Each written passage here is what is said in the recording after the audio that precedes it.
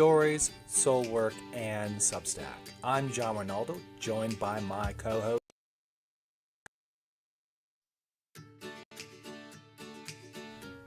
Welcome to Stories, Soulwork, and Substack. I'm John Rinaldo, joined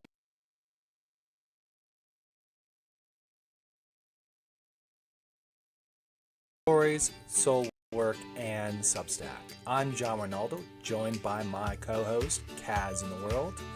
Each episode we share real stories, honest conversations that connect us through creativity and truth. Before we begin, please remember our discussions are based on personal experiences and not a substitute for professional advice. Now let's dive in.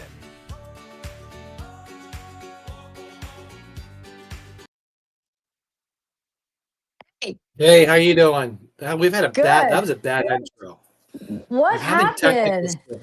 It I think was I'm like having technical issues, I think. oh, Again. well, we know all about that. Yeah, it was like it was like deja vu. It's like Welcome to welcome. it, it, it didn't want to It it didn't want to didn't play. didn't want to So move forward. It just wanted to say, I'm John Rinaldo. I'm John Rinaldo. I'm John Rinaldo.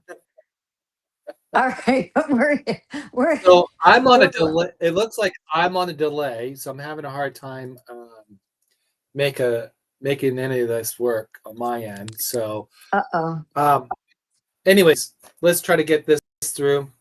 I think you're good, and I know we tried 100 tomatoes, and he's good too. Yes, he's good. Yeah. So yeah, it's coming bad on me on my feed. So anyways, We'll just deal with you. yeah. So I might be playing more in the background than anything else. I'll let you guys figure it out from there. Kibitz. Yeah. But how was That's all your week right. so far? How was your week? Oh, my week so far. Oh, it was good. It was good. My son and his girlfriend and I went to the last night of Universal Studios Halloween Horror Nights and picked up a few. Everything was 70% off. I mean, the two t-shirts I bought 2 months ago, but that's the way it goes. And it was fun. It was really fun. And my next book is manuscript is ready to go. And my publisher is no longer MIA, of course. So no criticism. It's just, stuff happens. But yeah, all is well. The weather got cooler here into the 50s at night. Oh, it's my favorite season. I just love it. No leaves turning, but skies azure blue. And enough about me. What do you think about me? No. How are you, John? I'm doing good.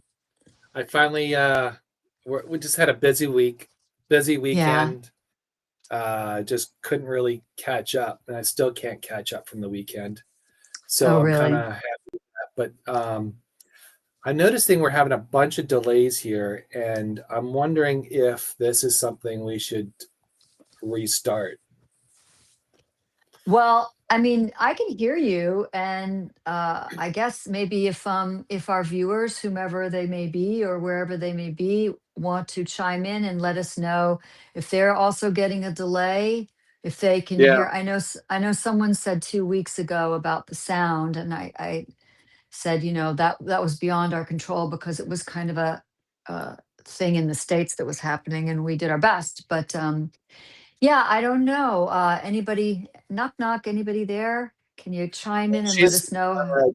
Juliana just basically said she's having internet issues on her end, and I'm Ah, wondering if okay. it's just internet total issue. Overall, Because when I'm looking, I got strong, um, yeah.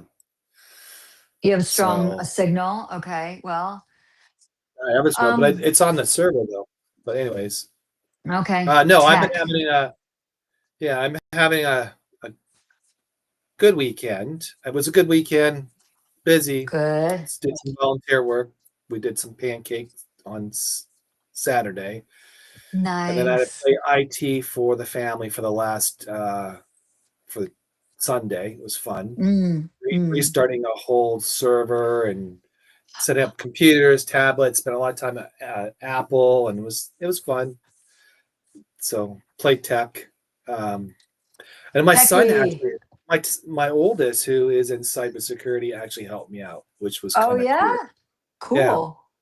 yeah, that was kind of neat because, as you know, the strain of our children's relationships and things like that. So that was kind of that was kind of fun because he says like, I don't want to do IT work, Dad, and I said no, I don't want to do IT. I need cybersecurity help, and he was like, okay, I got that. So yeah, we spent a couple hours working on problems. So it was cool. Yeah. And you said the exact right word instead of IT, cybersecurity, which Yeah. sounds so much more elevated. Not that Yeah. And IT that's isn't great. I mean, we need IT people. I need IT people. That's for sure. Well, I don't need IT people per se. What I needed, well, there was a situation we needed to get the server up and running, and I wanted to lock it down, and he helped me out with that because I don't know the protocols on those. So he Mm, obviously he knows better than I do, and it gave an opportunity to be a father and son opportunity. So that's the best. That is yeah, absolutely the best. son teaching Yeah. dad, which is even better. Yeah, so that's cool. So yeah. So then today's show, I'm glad you're doing well. Hope everybody else is doing out there well. Thank you for everybody joining us today. This is awesome. Um, Yes. I have word that 100 Tomato is with us today. He's in the waiting room to come on in.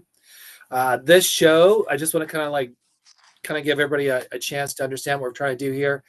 Um, so I love 100 Tomatoes because of his knowledge about movies, the ins and outs of stuff, why movies are important. And one of the things why movies are important, it's where do we start in Substack? We write stories, we write our pains, our sufferings, and all that, and hopefully they translate into a movie of something. And I'm not saying we all can get there, but at least it can kind of No. go there. Yeah.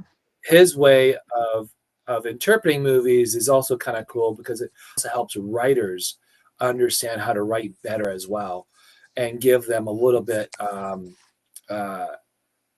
kind of get him going from there. So that's really why I like bringing him in because he can kind of give us a little bit of feedback and a little bit of understanding how things going.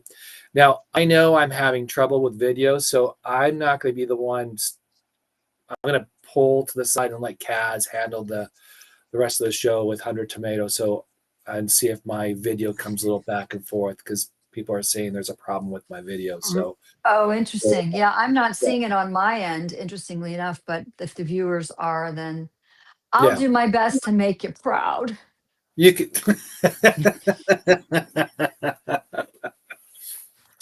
So well, without for me, because I've been a TV writer, I edit screenplays, I've been in films and television, so this is really close to my heart. I'm somewhat of a cinephile, so I will keep him very busy. okay. So without further ado, let's I bring in do. Tomato. 100 tomatoes, tomato, tomato. Hooray for Hollywood. Hey bud, how you doing? Hey, it's great to be here with you all. John and Kaz, really appreciate the kind words and really love the work that you all are doing. So it's super excited to be back and to be talking movies because any day you get to talk about film is a great day. So Right on. Yes, thank you. Yeah, we're so happy to have you back. It's so much fun when you're here. Not that it's not fun every time we do a show, but like like I said before, I'm a bit of a cinephile, so yay. yeah, So John. so I'm gonna take more of a backseat because it looks like my video is having conniptions. So It's faulty. the IT guy should be fired for this. So I'm gonna let Kaz take on the role of comic relief Interlocutor. Yes, comic relief. and let you guys start the show. So thank you for coming on, and I'll let you guys go at it. I'm going to sit back more and just produce it. So, okay. Thanks, John. Thank Yeah. you. All right. We'll miss you. Hello. Oh my gosh. Right before when we were in the green room, you mentioned 3 current films because we have so much we could talk about. We could talk forever. We talked about 3 current films that you've seen, that you want to comment on, and we can banter about, talk about things that you want to see, and just, go with the flow, about film. So, one of the films that we talked about, I have seen, one I'm dying to see, and one I need to be introduced to. So, which would you like to talk about first? Something I am very familiar with, sort of familiar, or not familiar at all? Yeah, that's a great question. I'm trying to think of where a good place to start is. I'm thinking through this from like a chronological perspective because the 3 movies that I've seen recently that I think will have some very good odds at the upcoming Academy Awards this year are Sinners, which came out in the spring, and I was about 6 months late to the memo on that, but finally got around to watch it just in time for Halloween. I found it super fitting just because it's singing vampires. And I mean, what better way to celebrate Halloween than to watch movies about singing vampires? You got One Battle After Another came out sometime in September. And then Yep. you have Frankenstein, Del Toro's Frankenstein, which is in select theaters right now, but does not officially come out on Netflix until November 7th. So more than happy to talk about all those, but figure we can start off with Sinners, because I think that from chronological perspective, that's the one that was about 6 months ago, I think. Right. And I have not had a chance to see it myself, but now that you've introduced it in the way you have, please, elaborate on this film, and maybe you'll entice others to see it too.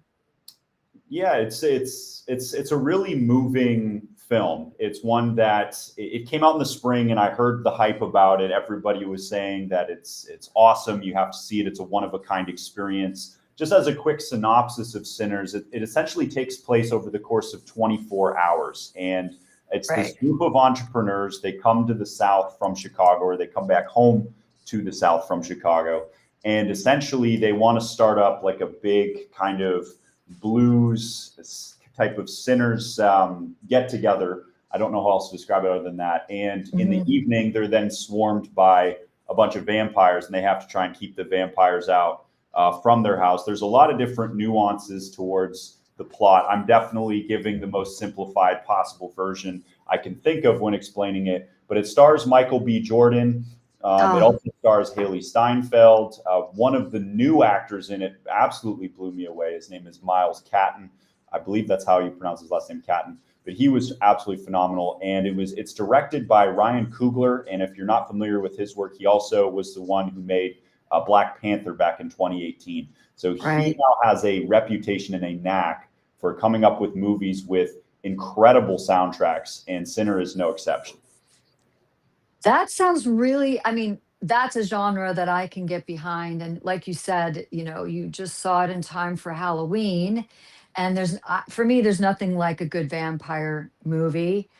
So, that is on my list. I will definitely see that. I don't know if other people who are watching have seen it, and if you want to, say something in the comments, we'll get to those a little bit later.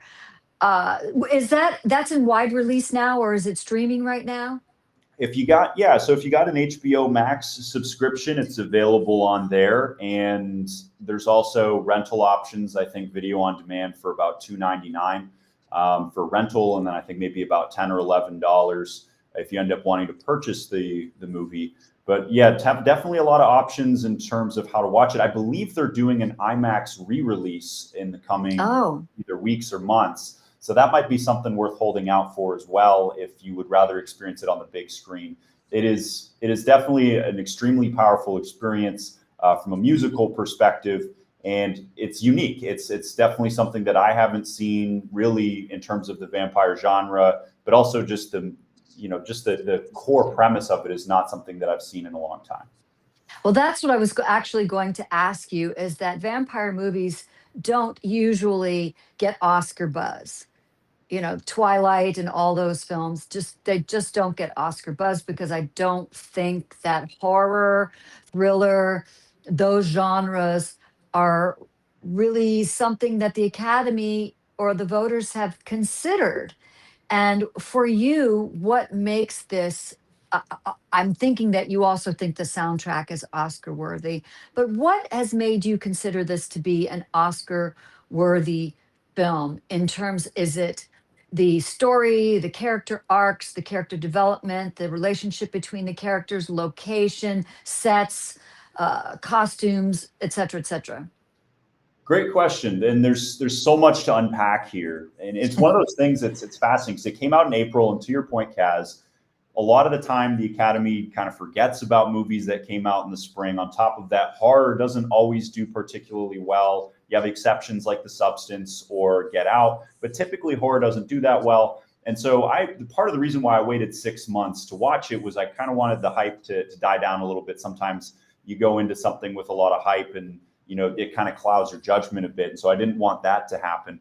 But the other thing was I was trying to engage whether or not this was going to just be a big spring hit or if this was going to be a serious contender. And it's become abundantly clear that this has become a serious contender from a nominations perspective. Mm-hmm. So down the list here, it's got a very well-rounded cast. So Michael B. Jordan puts on a really nice performance as two different characters, each of which has their own different set of ranges that they utilize. The music, like I said, is absolutely sensational. There's one musical number there in particular. It's a song called I Lied to You, and the scene behind it, the way that it's edited, the cinematography behind it, the musician's talent and the vocal range is great. Just all of it. I mean, just down the checklist, the sound, the editing, the cinematography, the way the song's written, since it's an original one that they made specifically for this movie, and even just the costume design, the production design, everything about that scene is one of my favorite scenes that I have seen this entire year, and one of the best scenes I've seen in recent memory over the course of the past few years. It's one that encapsulates just a beautiful message about the power of freedom of expression and how music especially desires that creativity that can really bring out the best in people. So that scene alone to me is worth the price of HBO Max subscription or a $3 rental. But really, there's a lot of different things. It's a very well-rounded film. Great acting, unique costume designs. You got some solid editing because they have to fit in so much over the course of 24 hours, and they managed to do so. The score is just next level. Ludwig Göransson, he's produced so many great scores over the years, and this one was one of my favorites of his. It's got like a bluesy undertone to it, bluesy kind of folksy undertone to it that you don't hear very often on the big screen. So all in all, Kaz, to summarize quickly, there's just so many different nooks and crannies within this film that make it so well-rounded and just such a compelling watch. One that definitely I think will get a lot of nominations during Oscar season. I predict at least 5, probably more. And Best Picture will definitely be one of them. Everybody remember that.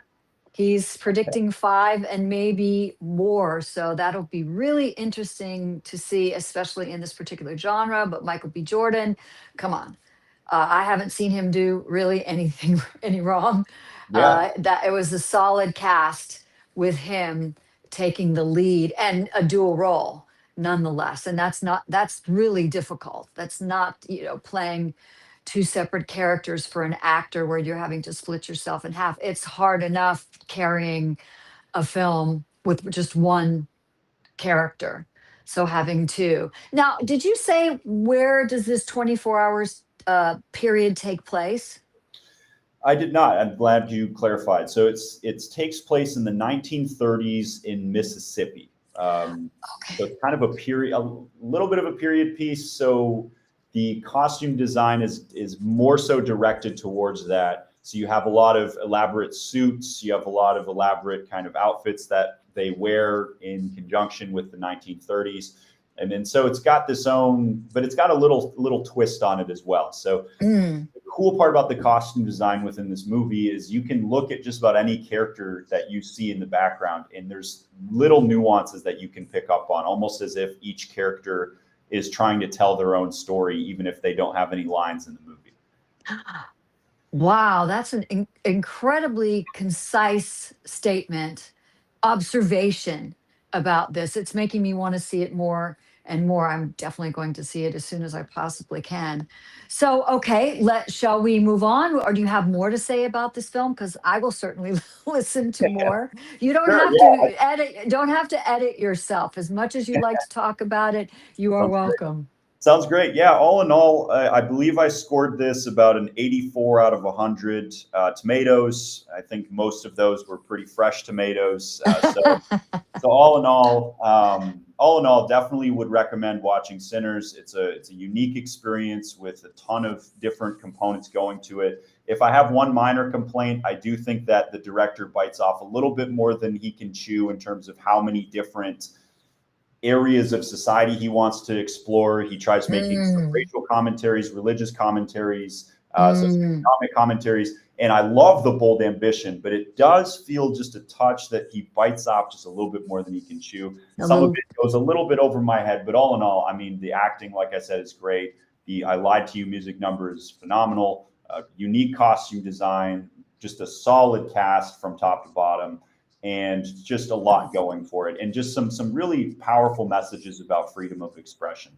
So I really enjoyed Sinners, and all in all, would definitely recommend that. Like I said, I'm standing by my prediction. I think it will definitely get a Best Picture nomination, and I think it will get 5 or more other nominations. Best original song. Yeah, sorry to interrupt. So no. Best original song. I think it'll be Best Original Song, Best Costume Design, Best Casting, Best Score. Those 4, Best Picture. I think at the minimum you get those 5. I think you could also sneak in at cinematography. It could also get in at original screenplay. Potentially Michael B. Jordan, though he does stretch himself a little thin because he's playing 2 characters at once. So it's going to be hard to pinpoint which one they want to pick. And then there might be a few surprises thrown in there too. I mean, I thought Miles Catton as a supporting actor, or even a main actor, depending on where they market him, he could potentially sneak in there as well. So a lot of good things to say about that movie. It's very well rounded. Okay, I do want to ask one more question about this movie. For people who don't seem to like the vampire genre, what could you say to them to convince them or to encourage them to give it a chance? Totally, yeah, it's valid. So the issue sometimes with vampire movies is when we think about vampire movies, maybe we think of something like Twilight, or we think of a very stereotypical vampire that basically just lives to attack Dracula. Yeah, exactly. Yeah, just kind of lives to attack people proactively. But the thing that I really liked about this twist on vampires, and why it doesn't even feel like they're vampires per se, it's just kind of what it ends up being, is most of the time I find it's the vampires are proactively attacking people, and then they're trying to run away and react to the situation. Whereas in this movie, it's a little bit more nuanced in that all of the vampires pose as just regular human beings with maybe something a touch off about them. And the thing that is fascinating is for these vampires to actually attack people in this, they have to be let in. Like there has to be some element of consent almost. So they're trying to enter into this kind of music, this blues club. And the only way they can do so is if the people in the club allow for them to come in. And so they try out a bunch of different techniques, all kinds of manipulation, all kinds of guilt tripping, different ways that they try to build common ground with people. There's romantic manipulation. And so there's all of these clever tactics that you see them use to try and get that consent so that they can come in and wreak havoc amongst people. And what I love about that is it's a great commentary on life in a lot of ways, because the reality is there's a lot of toxic people out there, but the only way they can actually be toxic towards us is if we let them into our lives. And so I love that take on the vampire genre that I had not seen before. And so if you're looking for something, if you're looking for a stereotypical vampire experience, you're not going to This get it. isn't it. But with this one, it's more nuanced and more unique than in the ways I've seen in past vampire films. I love what you said about toxic. Can you repeat that one more time? Because I think it's a very good point for cinema and for life. Yeah. So the way I see it is there's a lot of toxic people out there, and a lot of people who will try to maybe ruin your life and Manipulate. Yeah. But the reality is the only way for those individuals to be successful is if we allow for them to be successful. If we allow for them to guilt trip, if we allow for them to manipulate, if we give in to their tactics or their pressure or the way that they do things.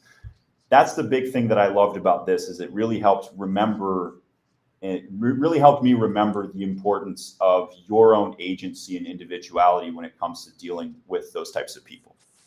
And recognizing the toxicity, because sometimes we really second guess ourselves. And, oh, no, that person couldn't possibly be doing X, Y, or Z to me. Or no, did they actually just say that to me? Or did they actually just do that? I maybe I'm just not giving them a fair shake. I need to get them 1 or 2 or 40 more chances. So yeah, I get it. I totally get it. All right, so that is Sinners. Where shall we go next? Which one? I'm thinking One Battle After Another. Kaz, if I'm not mistaken, you've seen this one, and I have. I'd love to hear your thoughts. Oh boy, without revealing too much about the film, I loved the acting. I loved the arcs. Newcomer young woman, Chase Infinity, who played Willa, the daughter, Leonardo DiCaprio's daughter. Yeah, Chase in the Infinity. film. Oh, wow, 16-year-old. I don't know how old she really is, but I imagine she's around the age of the character that she played.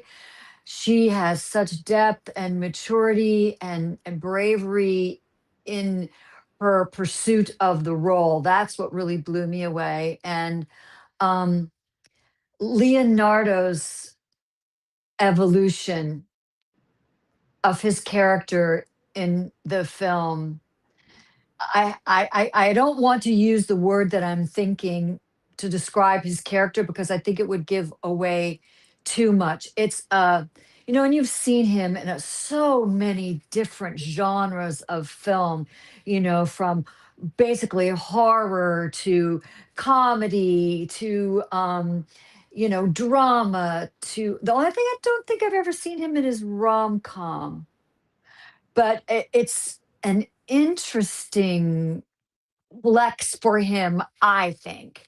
Um, Benicio del Toro, I I loved him, but then I was kind of questioning where he went in it. Sean Penn. I will not be giving anything away, because I'm sure it's obvious in the trailers of what a horrific lunatic he is in this film. A white supremacist. It's a role that he flexed so many muscles in this role that I hated him so much and loved his talent. Does that make That's a great way of sense? putting that. Yeah, that's a great way of putting it, because he does such a great job at making you want to hate him. But it's the way that he makes you feel so uncomfortable throughout the course of the movie that it's worth commending 100%. It's one of those performances where you remember it, and you remember it because of how it made you feel. And the way it made you feel was just kind of angry and very uncomfortable. That's exactly what you want out of a movie villain, Oh yeah, he just made you feel gross the whole time, and how he evolved into being that type of human being. Um, Typically, films like, my husband really wanted to see the film, and was curious. So I said, yeah, sure. It's not the typical film that I go to because it so mirrors real life. It so mirrors what we've been going through for decades in certain communities and certain walks of society and with certain individual cultures. Um, and I see it every single day, and it breaks because I'm extremely sensitive human being. I don't really, I try to stay away from the news as much as possible. I seem to know what I need to know when I need to know it, and everything else in many respects is extraneous.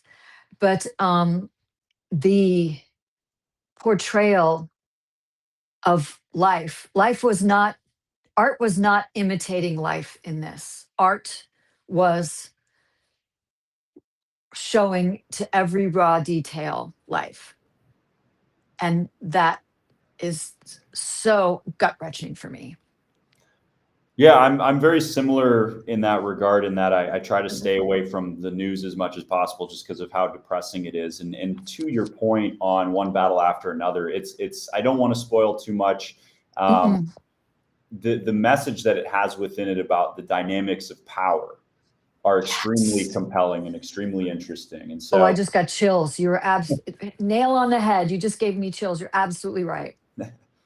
yeah, I think it's it. Thank you. I think that the big thing for those who haven't seen One Battle After Another, it's a fascinating. It's from Paul Thomas Anderson, who is a pretty famous and storied filmmaker at this point in time. I believe he's in his this is his 8th feature film that he's made. He's other ones include There Will Be Blood was a big one. Boogie Daniel Nights, Day-Lewis. yeah, Magnolia, yeah. So he's made a lot of just unique, thought-provoking films. Phantom Thread was another one over the Uh, years. And Another D.D.L. Lewis. Oh my gosh. Licorice Pizza. yes, yeah, he's got a great pedigree, and this one is no exception for sure. He definitely brings a unique perspective, and so it follows kind of two competing sects. You have these revolutionaries known as the French 75, and then you also have another group called the Christmas Adventurers, and you have these conflicting groups, essentially, both with their own set of ideologies. The French 75 is more so about liberating people from ICE facilities and trying to enact progressive change. And then you have the Christmas Adventurers, which is like a secret white supremacist club. And through all of that, there's a little bit more of a layer to it because there's more interpersonal conflicts. So it's one of those films that definitely has a political tinge to it, but it's not one that is super in your face about it, because it's more so about a commentary on overarching power dynamics that enable the ruling class to continue to be the ruling class, and how revolutionaries operate and what some of their potential downfalls are. So all in all, I mean, I agree with everything that you've said, Kaz. From a casting perspective, this is just a completely star-studded cast. Everybody turns in such a dynamic, great performance. Leo's one of the best in the business, and he proves it with this exact film. I mean, the range that he shows from acting as a compelling, caring father to someone who's being, who's freaking out over a situation. He has to try and get this password correct because he's trying to save his daughter. He ends up Yes. 10 minutes to get that password correct. It was a whole thing. I mean, the way he sold the bombacity to that was just so fun to watch. And he knows how to captivate an audience extremely well. His range is impeccable. Definitely going to get an actor nomination there. Chase Infinity, to your point, was excellent in her ability to walk a fine line between being this strong, independent woman, but also this kind of bratty teenager. And it was just this really cool arc and development that you see Chase Infinity go through. And her range was also very impressive. So definitely a really good performance. Pretty much everybody in the movie who was part of the cast turned in, something compelling or memorable or interesting. Mm-hmm. Mentioned Sean Penn, that's a prime example. Even the supporting cast of Teyana Taylor and Regina Yes. Hall, who plays some French 75 revolutionaries. interspersed throughout the course of the film. They both have very memorable presences as well. So all in all, I mean, this is one of the best casted movies I've seen this year, if not the best, and one of the better ones I've seen over the course of the past few years. The score is another thing that I found intriguing, because it almost sometimes sounds like a 6-year-old just messing with the piano keys, but they make it work. I mean, it's one of those things where it's like it generates this intrigue as you're watching this movie, and you're just wanting The to dissonance, there's such Yeah. dissonance to it sometimes. Yes, exactly. So I liked the score a lot. The cinematography was also super cool, especially at the I don't want to spoil anything too much. There's a car chase scene. Oh, And yeah. there's a bunch of different camera angles that they capture that really help set the scene, set the tone. And some of it is just absolutely breathtaking, but some of it's also just immersive. Like you feel like you're in the car chase as it's going. Oh, and the hill. Yeah, the hills. Yeah, no, it's the And I know cinematography. exactly where that is too. I've driven that many, many times. Oh, really? Okay. Yes. And remember that? Yeah. Oh, and the fact that he had the camera almost on top of the pavement. Mm-hmm. Do you remember that when Oh, they're yeah, going it's through so those cool. hills, and you feel at any moment you're going to just nosedive, and scrape into for that scene alone as a chase scene, and who's involved and how he shot that is worth seeing, is worth everything I went through to see that film and to stay there. Was that chase scene and her brilliance and her bravery. Eh, Oh my! The only thing I can say is that I adore Benicio del Toro, Yes, and he I does a good really job loved too. his character, but I thought he was a bit underutilized. Yeah, I think the reality with the film is, with there being so many characters, there was only so much that they could do. But you're right. I can't believe I left Benicio del Toro out of the picture here, because he had some of the funniest, Yes. most compelling moments throughout the entire film. So just a very sympathetic character that you can't help but root for. He does a great job of building that persona, and has some memorable meme moments, throughout the course of it, especially kind of in his last hurrah. And so, yeah, it's great. I thought he turned in a great performance, and really the whole cast was just excellent. So there's no question in my mind that this will be nominated for Best Casting. Leo will get Best Actor. Just the acting wise, I wouldn't be surprised if we see, for sure Leo, for sure Sean Penn. But I I wouldn't think be so. surprised if we see a few others sneak in there. Maybe Benicio del Toro might sneak in Supporting. in supporting. Chase Infinity you Then he never may get know. Best Actress too. I think there's definitely that possibility. And then you have either Tiana Taylor or Regina Hall potentially sneaking in on the supporting actress front. So Tiana she just blows up everything. her I mean, energy, yeah. she blows up every single scene she's in. It's just, and you struggle with being ticked off at her, and really you're heartbreaking for her. Yeah. That, for sure. yeah. And I really was angry with her at sometimes, and then just felt, as a mother, that's all I'll say. So, yeah. So what's the reason people need to go see this film? Hundo. Yeah, definitely. Hundo. Yeah. I definitely would recommend this film. I enjoyed it quite a bit.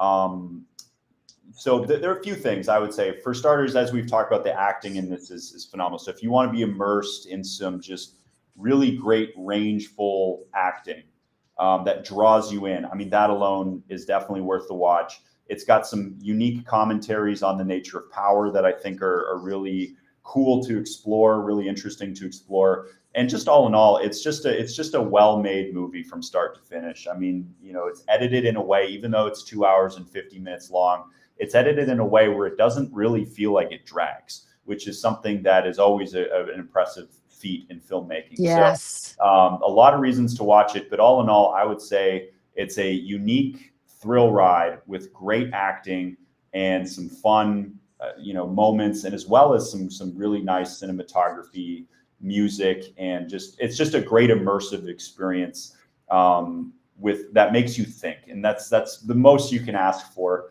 out of a good movie. So I believe for this one, I scored it 82 out of 100 fresh tomatoes. My only minor complaint was I thought that they could have built out a few more characters a touch better. I think that Regina Hall's character could have used a little bit more. To your point, they underutilized Benicio del Toro a little bit. Yeah. But all in all, I mean, 82 out of 100, very good movie. A very good score.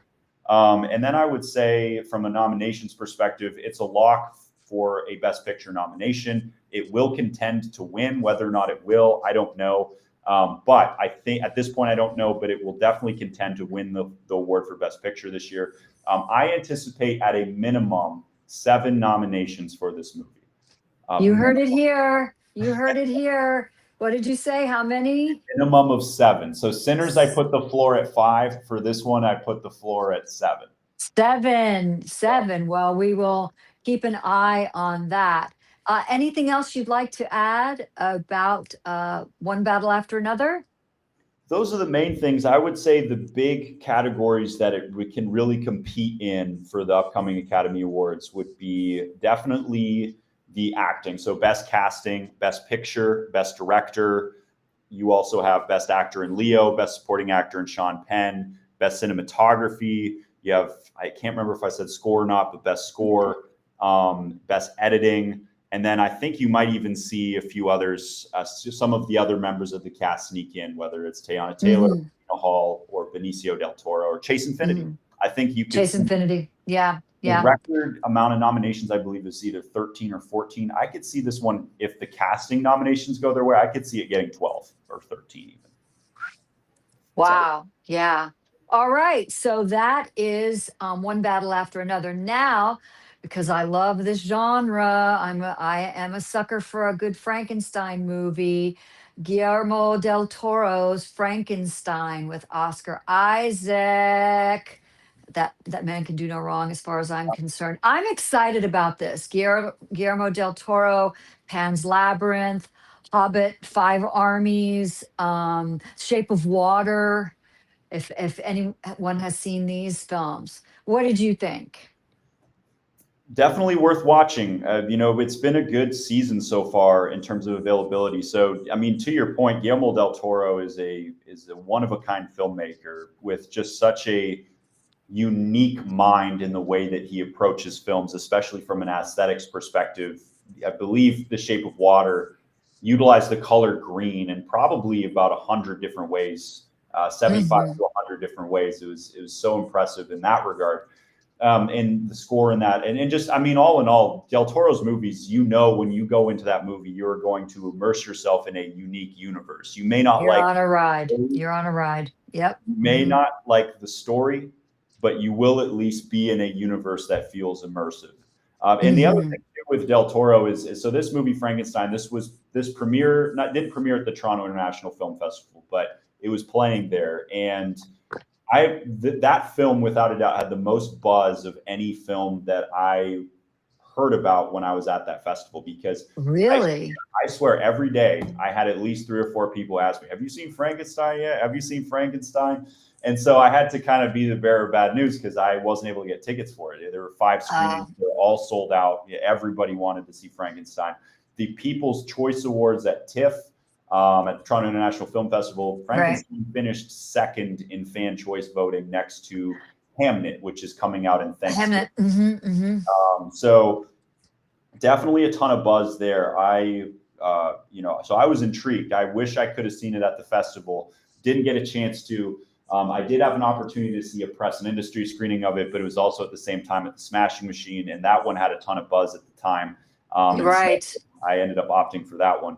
But luckily, I still got to see this in theaters. I would say from an aesthetics perspective, the world building is uniquely Del Toro and is so captivating. I mean, the production design, there's so many different locations that they use that are just built from scratch and just so detailed and intricate that it makes it just mesmerizing in a lot of ways. So the production design is excellent. The costumes are just on another level. I mean, there were more outfit changes than I can count. You had the Victorian era style costumes. You had, the hairstyling and makeup on the Frankenstein character, who had their own unique vibe and unique persona. You had I mean, the list goes on and on. The costumes in it are just absolutely phenomenal. And just every single character, like there's never a point where you look at what a character's wearing and you're like, that's boring. Like it's just so vibrant, just so detailed, so intricate. And it's cool too to see how these costumes start to drive the plot forward or set the tone of various scenes too. Mhm. You see the use of red in certain moments to indicate power, transition of power. You see blue in other instances to kind of blend in with the art. I mean, it's just so well thought out. It's incredible. So the production design, costume design, the score is very memorable, very fun, very intriguing, I guess is the best way to describe it. Alexandre Desplat is the composer there. He's done a lot of great stuff over the years. This was no exception. So the production and costume design are great. The cinematography, again, I feel like I've been talking about cinematography this whole time, and it's just so much good cinematography going on these days. But It's important. It great. makes or breaks it. They set so many different captivating scenes and moments. They have so much symmetry in the way they do things that I really enjoy. And you not only get a chance to appreciate the beauty of the locations very well through the cinematography, but all the action scenes they have do a great job at catching good close-ups while also creating scenes where you can get multiple perspectives. So all in all, aesthetically, this is a excellent movie. And it's just one that it's this universe that you just want to explore more of and be a part of. Another thing that is definitely worth a shout out is Jacob Elordi plays the monster. Yes. And he puts on a top tier performance. He has so much ground to cover throughout the film because he has to basically act as a monster who doesn't have rudimentary human functions and then has to grow throughout the course of the movie in a believable way. And he does so compellingly. So I thought Jacob Elordi stole the show from an acting perspective there. Oscar Isaac has his moments, his flashes of brilliance as well. But Jacob Elordi was the true star of this show in the way that he creates that character and really makes it his own. And the last thing on the aesthetics front, the makeup and hairstyling behind the Frankenstein character, along with the prosthetics as they're experimenting on various Frankenstein type creatures, just excellent work. I think if they're going to win any awards this season, it will be for that. Just so detailed again and just unique. It's unique. They put a twist on a movie that's had probably 900 renditions at this point. Oh, at least starting in what, the 20s? Yeah, I think. Yeah, exactly. Yeah. I mean, the first movie was in, I think, either the 20s or the 30s with Boris Karloff. But the novel itself was written in 1818. So you have all of that, plus the musical Young Frankenstein, which is always a fun. Always fun. Always fun. So, I mean, just the fact that he could create something like this that still makes it feel unique, despite it being such a long-standing story, is definitely worth praise. I thought the writing could have been a bit stronger. I think they could have built out some of the characters a little bit more, other than the main monster in question. I think Victor Frankenstein, they could have added a few more layers to that individual, along with some of the supporting cast. But all in all, definitely worth seeing. It's an immersive universe, and their take on Frankenstein is one that is definitely enjoyable. So I ended up giving that one I believe I gave it 77 very ripe tomatoes out of 100. I think sneak into a Best Picture nomination. I don't think it will win, but I think it will sneak in. And I think that we'll see, at the very least, it compete in costume design, production design. I think it could sneak in as a score nomination and a cinematography nomination. So I'm anticipating a minimum of 3 nominations. I think that's the floor for this. I could see it maybe getting 5 or 6.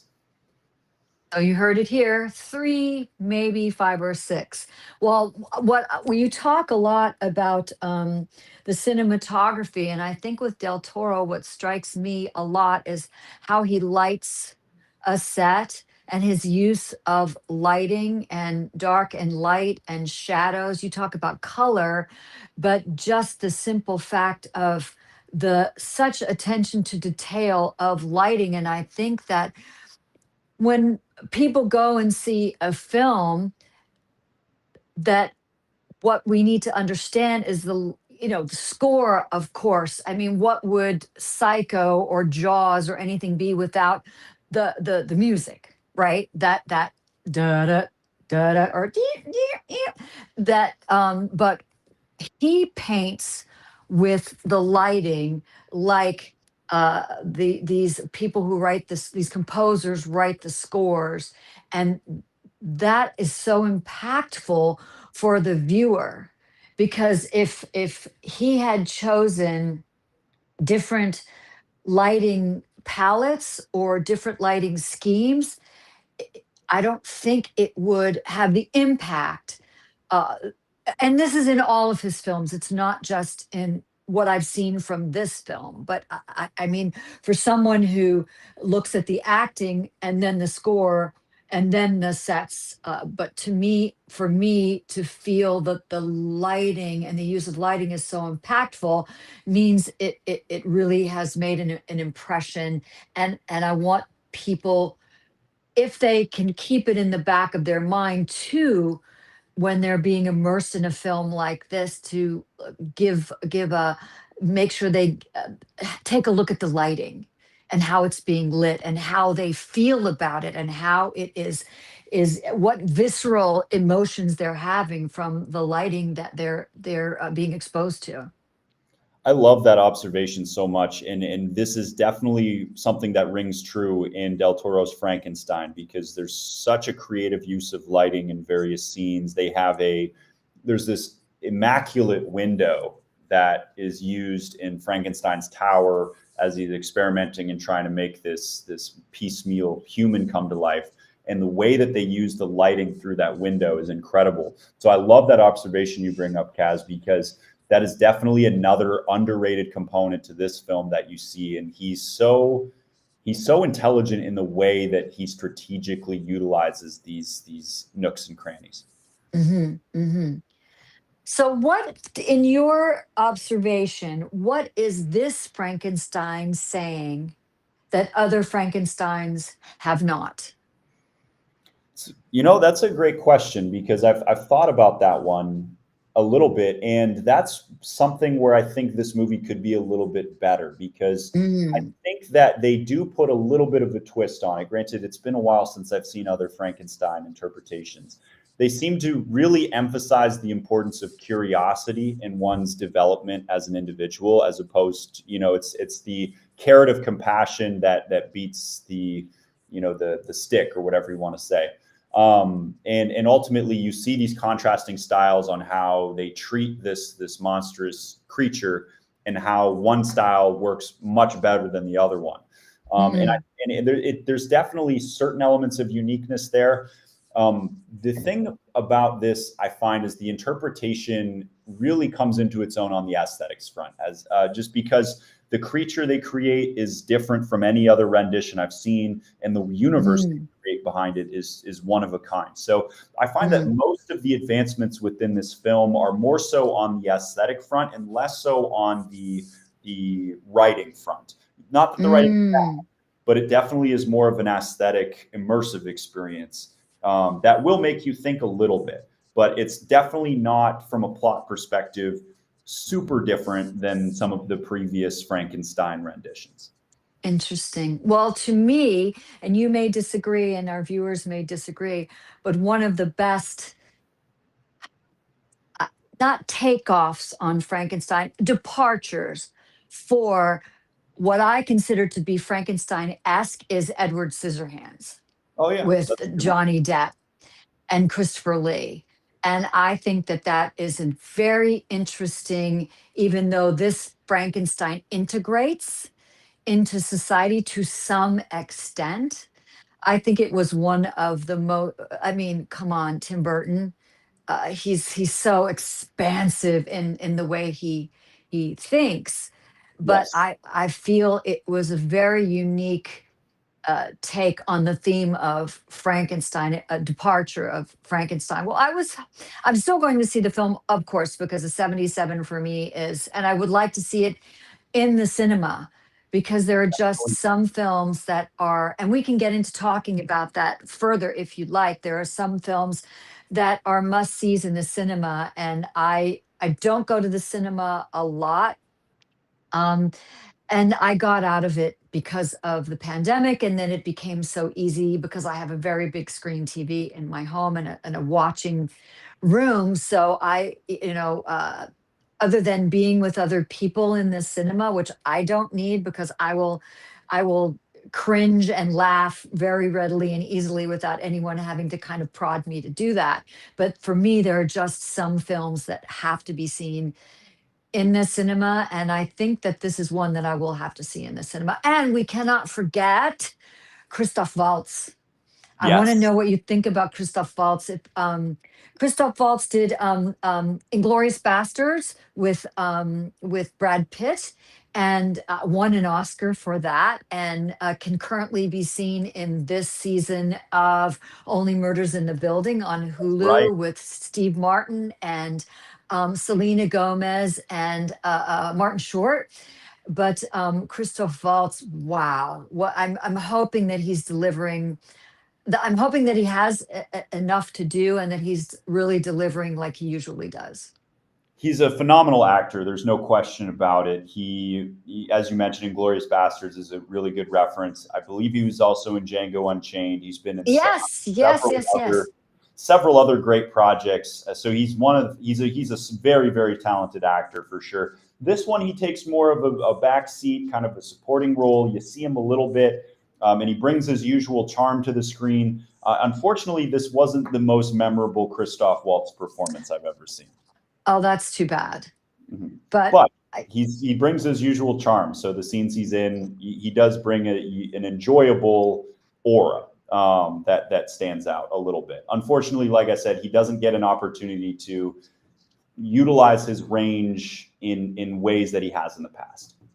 oh, okay. Well, that's by virtue of the character that he chose to play, not virtue of his talent or his abilities. So I still want to see it. I still want to see him. What did you think about Mia Goth? Yeah, she gets some good chemistry with Oscar Isaac, and she definitely brings she very believable performance. The reality I find with this is they have a great cast, but unfortunately, it seems like some of it gets undermined by writing that doesn't give them enough opportunities to take their performances to the next level. So I enjoyed Mia Goth. There was no acting performances that I looked at and was like, wow, that's bad. Like, it wasn't like, I hate to throw this specific performance under the bus, but it wasn't like Robert Pattinson in Twilight, where you watch that and you're like, this is brutal. Granted, Robert Pattinson has more than redeemed himself since then, doing a great job. Absolutely. He's a very competent actor for sure. This was miscast in that instance. So I don't want to say too many negative things. We're not going to besmirch him. Yes, we're gonna keep it, positive for the most part. Yes. So yes. the acting in this is it's solid. It's not bad by any stretch of the imagination. The issue that I ran into was, as I walked out of the movie, I was like, Jacob Elordi absolutely crushed it, amazing. Oscar Isaac has flashes of brilliance, but then the rest of the cast was just kind of there, and they do a good job at moving things forward, and they bring a believability to themselves that, and a credibility to themselves that is sympathetic and enjoyable. But there wasn't anything that just like gripped me and made me think, oh my gosh, like that was just next level awesome. Were they underutilized or were they underwritten? I think underwritten is the best way to describe it. Underutilized potentially, though. You do get a decent amount of screen time with Mia Goth. I think that Christoph Waltz's character, not as much screen time. Mia Goth gets a decent amount more, but definitely underwritten is the way I would describe it. There just didn't seem to be too many opportunities for them to take their performance to the stratosphere, like they are all capable of. Oh, good. Okay. Well, that's an honest input, and hopefully it didn't put people off of going to see it, even if it's for the cinematographic elements and Elordi. I think it sounds like a good watch for sure. Definitely. I would definitely recommend watching this movie. It's a unique, immersive experience with a fresh take on the universe of Frankenstein. And again, an amazing performance from Jacob Elordi. So definitely recommend it. I really do think it's going to sneak into Best Picture for the Oscars. And 100% Kaz, watch that in theaters because it really elevates the viewing experience. There's not very many movies that are capable of doing that with the technology we have today. This is definitely one of those movies you want to see in theater to get the true experience with it. Well, and Del Toro is such a master of kind of the monster. Shape of Water, Hellboy. Yes. Here, he really has a soft spot for creatures that are seen as monsters, but have inner depth and feelings and emotions and deserve to be, I mean, and it's definitely a statement of, he makes this amazing statement with all of his creatures of judgment and about injustice and about dismissal of that which is different, that which is Yes. not like this, not the same as others, that which looks different or sounds different or moves different. He's made his mark in representing those creatures from a point of sympathy and the need to represent them, in my opinion. Yeah, no, for sure. I think that what you said is spot on, and Del Toro knows how to bring those to life. I'm so glad that he took on this project of Frankenstein and put his unique spin on it, because as you said, he has a specialty in creating these types of universes. And this was a really good fit for him from a filmmaking perspective. Yeah, I think so too. So what's coming up, and what are the films are you? Hey, there's John. He's back. We missed you. Have you been listening? Yeah, I've been listening. It's been really, the quality is pretty bad. So, Oh no. It's too Yeah. bad. Yeah. John, I think you said tomatoes are proof that red flags can still be delicious. That's love. Yeah, definitely some truth behind that one for sure. Definitely some gaslighting going on too. The only fruit that's been gaslighting us for a few centuries. Absolutely could not agree more with that sentiment. Oh my gosh. But we're proud of it as tomatoes. So. You guys are paying attention to chats, I see. Well, we're trying. I haven't looked at. Oh, you mean chats? Oh, here we go. Hold on. No, in the chats, I've been playing around with people. Yeah. Okay, that's great.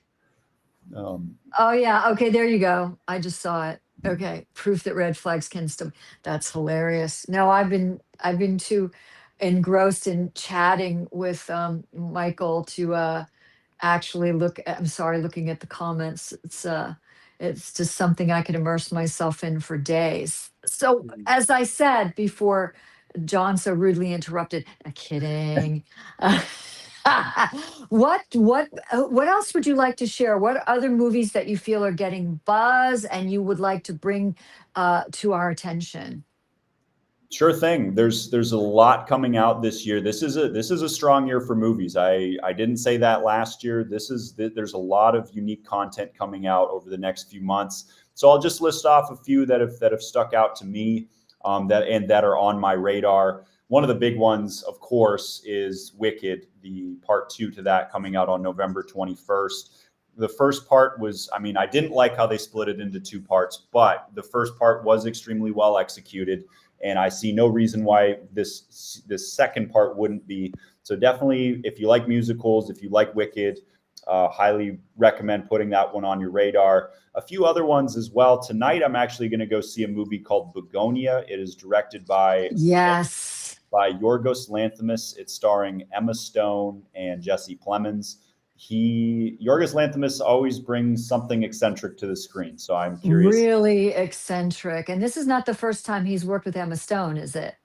It is not. No, the second time in a few years, actually. Yeah, because they worked together on Poor Things back in, I believe, 2023-ish. So yes, that's on. I'm seeing that tonight. I'm curious how that one's going to go. A few other ones. There's one called Sentimental Value. That's coming out. It should be out this weekend. That one has generated a ton of buzz around the world. I don't quite know the premise of it, to be honest with you, but it has a great cast, and everything I've heard about so far has been nothing short of incredible. It won the Palme d'Or at the Cannes Film Festival. Wow. So definitely be on the lookout for that. A few others to look out for as well. There's another one coming out in December called Marty Supreme. It's with Timothée Chalamet. I don't know why, but Kevin O'Leary. Curious how he's going to perform. But anyway, that one's coming out in December. It's a ping pong movie, so I can't remember the last time I've seen a movie like that. Since probably Forrest Gump would probably be the last time I've seen a ping pong movie. Oh, yeah. And then two other ones to be on the lookout for. So one coming out in mid-November on the 14th on Netflix. It's called Jay Kelly. It's with George Clooney and Adam Sandler. It's directed by Noah Baumbach. It's kind of a biopic of this fictional actor who's trying to struggle with this existential crisis. And then the last one to turn your attention to, I would say, I'm kind of jumping all over the place here, but the last one I would say to turn your attention to is it's called The Testament of Anne Lee. So it's a musical starring Amanda Seyfried. That should be coming out in December or January. And I believe it's the woman who directed it, her husband directed The Brutalist. So it's this kind of power couple of directors. So all in all, a lot coming down the pike. Those are the main ones I would say. And yeah, I'm curious how Begonia will go. And I'm also curious how the listed will go. Begonia is the one I have my eye on because Jesse Plemons and Emma. But the premise, which I'm not going to be telling tales out of school of, she's a mover and a shaker. She's, I think, a billionaire, a business person, and she's kidnapped, and he accuses her of being an alien. So that is wow. And the trailers are really compelling. Both performances are super, super compelling. And Jesse has gotten really svelte. I mean, super, super svelte. I for years and years, he was more on the chunky side. And now he's in this greyhound phase of his life, which gives him a real kind of more, I don't know, not to say hungry, but it gives him that more gaunt, intense kind of look to him. So that will be, and Emma's known, like you said, Poor Thing, and then she did The Favorite. She's known for these characters that are a bit off the beaten path. Yes, I would agree 100%. She's taken that kind of turn in her career. And it's been interesting to see for sure. She has 2 Best Actress trophies to her name, and who knows, maybe a third one's on the horizon. You never know. You never know. I would have to see it first. I'm dubious about that, but you never know. I mean, we have been surprised before, so we shall see. And what are you most excited about seeing upcoming? I would say of the movies that are coming out now, I'd have to think about this one a little bit more. The one that I've been really excited about, and it's not even one of the ones that I listed. I completely forgot about it until I just thought about it a few seconds ago. So it's a movie directed by Bradley Cooper. It's called Is This Thing On? And it's starring Will Arnett. And yeah, it's starring Will Arnett, and it's this film about a stand-up comedian who's going through this kind of existential crisis. And there's something about it that just seems interesting to me. And so it seems funny, but also kind of compelling. And it seems like it's going to take you on a roller coaster of emotions, make you laugh, make you cry. So that one is one that I have on my radar at the moment. That's the one I'm most excited to watch. And I'm very curious as to how it's going to go. Will has proven himself to have quite a range because he's been more looked at as sort of an absurdist, that kind of comic, almost deadpan, a comedy, but I've seen him in a few things where he's really tugged at the heartstrings, and I think this one will show a lot more of his range. And because he's completely carrying this and being a bigger vehicle too. Yes. Yes, I'm excited because I think this is a great opportunity for him to really showcase his acting chops, and he's a very funny, talented individual, and I believe a proud Canadian too, if I'm not mistaken. Proud Canada, oh Canada, Blue Jays. Anyway, Oh, enough of the Blue Jays. uh, I didn't want to bring it up. I saw the game. It was gut wrenching. oh yes, I couldn't watch. My husband watched and gave me a blow by blow until I put my head under the covers and said enough. So, congratulations, LA. But okay, John, have you seen anyone on any questions from our viewers of for No, a not really. hundred? Not really, but they've all been If anyone has any questions, they're welcome to put them in the chitty chat. Uh, one battle after another. Oh yeah, who's somebody? Okay, yeah. Um, John, you have anything to add, subtract, comment? You're doing a great. I mean, I know this is your genre. I know you love doing this, and it was kind of neat to sit back and watch you guys talk because you were going all over the place. Well, not all over the place, but you were really engaged and into that. So it was good to listen to the conversation. So yeah, it was good. Well, Um, he really made me step up my game, which I'm always up for that. Like John makes me step up my game. That's why I love doing this show with you because we have to be present and uh, you know, there are too many things in life that keep us from being present or too many things that we have going on in our heads. And I think it's wonderful when you can banter with someone or you can dialogue with someone and you're ultimately present while you're with them. I find it incredibly refreshing and exhilarating. So I thank you both for that. so 100 tomatoes. So what's your next step here? What do you plan on doing? Got a few things coming down the pike, so I hope to have a review of Begonia coming out sometime in the next few weeks. As things kind of trickle in, I'll be doing kind of more and more reviews, and then I'm hoping at some point in time I can get a compilation of various interviews from people who work in the industry. Okay. So Oh, that way we can. So right now.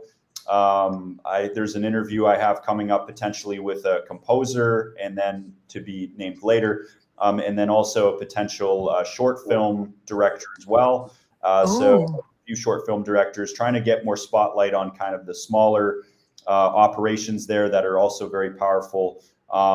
And definitely looking forward to chatting with you all in December about Christmas movies. I'm super pumped about that. And so those are the main things that I have going on right now, and definitely excited to see what's in store. Today is actually the 1 year anniversary of me being on Substack. So I know. Congratulations. I Congratulations. saw that. Good for you. Woo woo. That's And awesome. everyone, if you love movies, 100 Tomatoes is it's intellectual, well versed, obviously expresses himself well, but really can dissect and examine and help you to understand not only just as a viewer, but as someone who loves cinema or is invested in cinema, or someone who might be struggling with finding things to watch or struggling to find genres that you really like. I think that you impart such great information that people it could really boost people's interest in the cinema. And it's art art imitating life, yes, life imitating art, yes, but I think that the cinema has had has been struggling over the last few years because of what we went through with COVID and getting people to get out of their homes. Like I said, I'm not always going out to the cinema, and I, especially going like the first viewing where there's no one there, and I feel like Nicole Kidman says in her trailer, every movie you see, there's something about sitting in a cinema and being in front of this big screen and being immersed in a film. There's just, I'm getting goose flesh. There's really nothing like it. I don't care how big your screen is at home. So you help bring the movies to life for people. I really appreciate the kind words, and I always love chatting with the both of you. You bring such unique and fun and insightful perspectives on everything.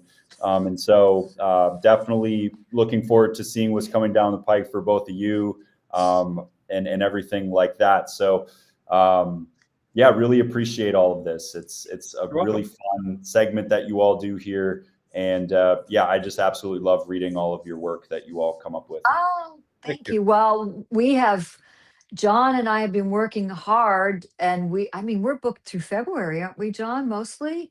We're being really fortunate that people have asked to be on the show, and we've asked people to be on the show, and I don't think one has said no so far. So that's a win, which shows that something like this podcast series, that there's room for it. There's a place for it, and John and I have similar styles in writing and similar heart that we put in our writing, but we're very different people. And I love that because we can bring different perspectives to the topics that we decide to present to our viewers. And any chance that I can be comic relief is a good day. So, you know. And then the reason why I think let's get back on I want to talk a little bit about the writing part of this.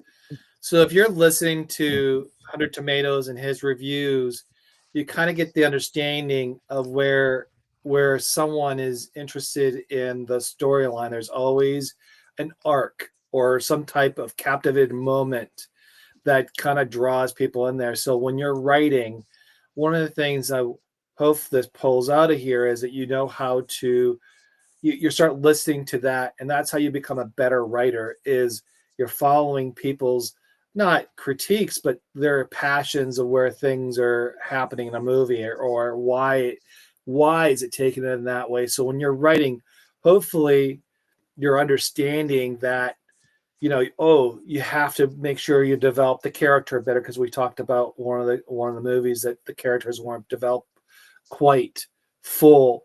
So you might have to worry about that, or you might have to make sure you have to explain certain things of why certain things are happening. Now, I know Substack has limitations in some cases, but when you're writing a book, or when you're more elaborate in the sense of more space to write, that's where you need to start looking at and see how to improve those skills. And listening to reviewers and people who are into the critique of movies and all that helps to hone that skill more and more and more. And you get a lot better as you write, because now you're understanding how storylines developed. And the way you understand that develop is understanding how movies are made, how people critique them, and that's how you become a better writer overall. So Well said, John. Very well said. I would be curious to know if you have ever reviewed a film and someone involved with the film took exception to what you had to say. I mean, kind of like an Under the Tuscan Sun thing with Diane Lane, where she reviewed books, and she found out that her husband was cheating on her because someone who she gave a bad book review to had seen her husband with someone else, and at a party just casually dropped that into her lap, which changed her entire life, eventually for the better. But has that ever happened to you? Thankfully, not yet. It's a big reason why I go under this 100 Tomatoes pseudonym, is because if they get mad for me criticizing something, then they're just getting mad at a bunch of tomatoes. And so it just looks kind of weird. And so for me, that's that's the main reason why I don't go by my name or anything like that. So I can just kind of speak freely. And if they get mad, they're getting mad at something. George Costanza, that's who you are. Yeah. They're getting mad at pasta sauce. Yeah. They're getting mad at, I think, John, you Potential described it pasta best, sauce. a conglomerate of tomatoes that look like they've gone through a rough marriage. I think you put that line in your spotlight of my page a few months back, and I loved it. Oh, that's hilarious. So no, luckily, Kaz, I haven't had anyone come after me yet. I will say I was a bit critical of the Harry Potter films earlier this year when I rewatched them. I enjoyed them, so don't shoot me. I enjoyed them, but there was definitely some components of it that needed to be criticized. And I lost my fair share of subscribers through that. So nobody directly confronted me, but I lost a few subscribers just by. No, that's too bad, because I absolutely adore the Harry Potter series. I probably watched it dozens of times in its entirety, but as time goes on and I see them completely and more fully, I don't, this character, the development of this character, there's a cohesion problem here. I don't like how, I even if I love a film, I'm not I don't shy away from watching it with a critical eye. And I don't think that because you watched it with a critical eye, you're saying Harry Potter, screw you, Universal Studios and Harry Potter, they've already made their billions, or J.K. Rowling or anything like that. But I think we have every right, and you, as what you do, and being very astute and educated and knowledgeable and critical eye, you have every right to dissect these films. Yeah, my take is I didn't like Harry Potter, just by the way. I hated it. Oh, well, I thought it was boring and stupid. Well, tell us really how you feel. I thought it was just no. Now don't get me wrong. I went to the train station where it had the magic door in London. What's it called? 9.5? Was it 9.5? 9.5, yeah. Platform 9.5. 9 and 3/4. So I was there. 9 3/4. That's it. 9 3/4. So yeah, no, I really thought that. I mean, it was a great storyteller in the sense of the book, but I think when I went to the movie theater, I thought it was a little bit too. I don't know. I didn't like it. Did you read the books? I read some. Yeah. I read them all, and there's stuff missing. There's definitely stuff missing. But I wasn't really like that. Was just, but that's not my job. That's not me. I'm more into the adventures and history and things like that. So, I like to be Fantasy challenged. is not for everyone. Fantasy is not for everyone, except at Epic at Universal Studios. They have the entire Ministry of Magic. I mean, it's the entire set of Ministry of Magic, and you feel like you are in the world. It is absolutely insane. You're walking down, you can go through go by flu powder through a tunnel. I mean, the immersion Universal is known and Disney are known for that, but the immersion, I understand the ride I haven't ridden it yet, but just being in that immersed in that set is just crazy. But I get it. There are definitely holes between the books and the films. Have you read them, 100? I've read the first 3 books. I didn't end up getting around to reading the rest. I've talked to a lot of Harry Potter fanatics who have told me and have broken down to me how much better the books were than the movies. And so I definitely have come to appreciate that.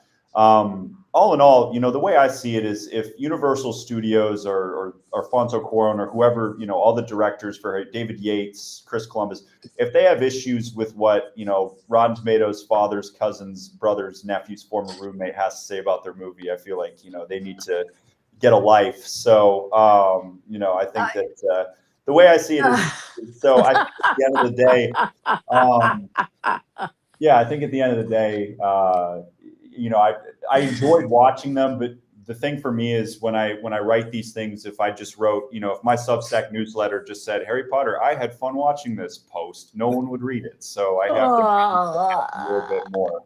So that was part of the reason why I was a little more critical of those. And it again, nobody really cared. It's all in good fun. Everyone's having a good time. But it was interesting to see, after I believe the third Harry Potter movie that I reviewed, I think it was I was reviewing the Half-Blood Prince, and I'm pretty sure my subscriber count dropped That's the fourth.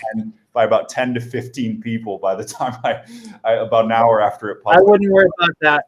I wouldn't worry about that. My fart story lost a few subscribers as well. Oh, I got them all back. I got new subscribers, so it wasn't a big deal. See, they're more where that came from, and but I had a fart story that I posted, I think last week sometime. I thought that was funny, John. I thought that was. Now that you mentioned it, was pretty funny. That was funny. Some people found it to be offensive, so I was okay, whatever. Why? Yeah. Because you said fart. You didn't say pass. You didn't say pass gas. You didn't say poof. You said fart. I mean, come on. Where are we? Grade school? Seriously. They went. Well, okay, whatever. Ever since I've been writing, I've been in this conversation in the last week with someone talking about, writing things and going over and over and over and over them again in your mind. I know a screenwriter who I've been editing some of his screenplays, and then he's taken it to other people for feedback, and they're giving him feedback, and he's rewriting. And I'm like, if you never lock it, because I'm telling you what will happen is somebody will love it and they will buy it, and then they will rewrite it for production. So if and people are extremely attached to what they write, and I get it, but if I don't, gestate the poem, deliver the poem, and then send the poem on its merry adult way, and I don't look back at all. And that's just me, because I know people that just babysit what they write, and then someone says something and 80 people have said something fabulous and one person has said something awful, and it ruined their whole day. So I can't remember the stories I wrote. You understand, I'm scheduling way in advance. Well, you're so prolific. What happened to the posting 3 times a week? Well, I'm going back. I am going back to 3 times a week in the new year, but currently it's still scheduled out the way it is. Oh, that's right. That's right. Yeah. And I'm like, I don't remember some of the stories I write because I'm so because you're writing to write, right? And so I had to go back and listen to my writing, and I'm like, oh, okay, now I remember I wrote that. Sometimes I don't remember. And 100, you are churning out. There's something new. You are self-fulfilling, because there's always something new at the cinema. And if there aren't any blockbusters or big Oscar buzz films, you can go to international films or foreign films or indies. There's always material for you. Yeah, it's pretty intense in that regard, for sure. It's one of those things where, I find myself almost cyclical in the way that I post, because I find that what will happen is I'll churn out, maybe 10 to 15 reviews in a short period of time, and then feel a little burnt out. And so I'll take a little time off and then kind of resume and get back into the swing of things. And so it's very, I always respect and really admire the people who have that discipline to keep kind of going all the time, because it's not easy, and it's not, sometimes you get writer's block. Sometimes, there's instances where you really can't think of what to say or how to put it to paper. And so anyone who has those consistent patterns are people that I have a deep admiration and respect for, because it takes a lot of discipline, a lot of hard work, and just a lot of creative juices to flow throughout the course of that. And so, the thing about movies, like you said, Kaz, is it's endless. I mean, if I really wanted to, I could put out a review a day. It would be completely insane, but I probably could. That's so Well, much work. how much I have to say, but yeah, it is. Movies are endless. It's constant, and even if I don't feel like talking about current ones, you can always do blasts from the past, and that's always fun too. All the way back. I mean, you can go all the way back to the beginning with Chaplin, and then or go to Hitchcock or all these the ones who paved the way for what's happening today. So, yeah. Well, John, what else do you Yeah. have to say? Well, I just want to go through our chat quickly, see if there's anything Okay. out there that anybody says. But I do want to say hi to Ashley, Kathy, Deanna. There's Christine, Jean, LJ, Olivia, Georgia, Wow. Paul, almost Dr. Karen. Almost Dr. Karen. Dr. Soon. Woo woo. We'll celebrate. Terry Cook. I'm going to say thank you. Mark. There's Val. There's a whole bunch of people that Juliana Gray, Brenda. So we want to say thank you, Bill, of remembering to laugh. That's a cool one. I love that. Oh, Uh, yeah. there's a bunch of Dr. Murat Saban. I guess that's how you say Saban. Murat. Saban. MUR. Savan. There's Randall, Michelle, Kevin. So yeah, we want to say thank you to. There's so many people and thank you very much for your Thank you. time. And Yeah, we really appreciate it so much. I know so many people. Well, I really appreciate you, but we couldn't be here unless if without you, because we would just be talking to ourselves and recording and just sticking it on YouTube, I guess. But yeah, if it weren't for you and wonderful guests like 100, we yeah, we wouldn't be a show that is growing every single week. And that is incredibly encouraging and exciting and makes me want to work harder. Even when I don't want to, I will because because I like it. I like it. 100. Hey, we appreciate your time. Thank you very much. We'll look forward to your next month. Hopefully, my internet stuff is finally over by then. Happens And to the best of us. I've definitely been there. yeah, and it's been like 4 remember, weeks it's now. Christmas shows. We're talking about holiday Yes. shows. Oh, So yeah. if you love holiday movies, if you have a particular Christmas show you love, come back, tell your friends, tell your family, colleagues, strangers, come back because we will definitely have another really fun conversation with 100 And Tomatoes. if there is a movie you want us to cover, let us know. Yeah. And I think 100 is going to have the top 10 of what he likes. I'm ready. Top And 10. Top grateful. 10. I'm so holiday grateful for the opportunity to speak with you all. It's always such a pleasure. And so I'm pretty pumped about talking Christmas movies during the most wonderful time of the year. So this is going to be a lot of fun. And yeah, I already have the list kind of turning in my head as we speak because it's Cool. just such a fun, the holiday season is always such a joyous time of the year. And there's no shortage of great content during those No. December days. So Yep. we want to say thank you, everybody. We appreciate your time. Thank you, Kaz, for helping me Thank out you, today. John. 100, Oh, no always, worries. always. And everybody else, thank you for joining our podcast or our live show. Appreciate it. Thank you Yep. very Yep. much. See you again soon. You take care. Thanks for listening to Stories, Soulwork, and Substack. We're so glad you're here. If today's story made you think, smile, or feel something, share it with someone who needs a little light. You can find us anywhere you love to listen on YouTube, Rumble, Spotify, Apple Podcasts, and other streaming platforms. And don't forget to subscribe to Kaz and John Substack for updates, behind-the-scene notes, and upcoming guests. Keep writing your truth, keep doing your soul work, and remember, your story matters.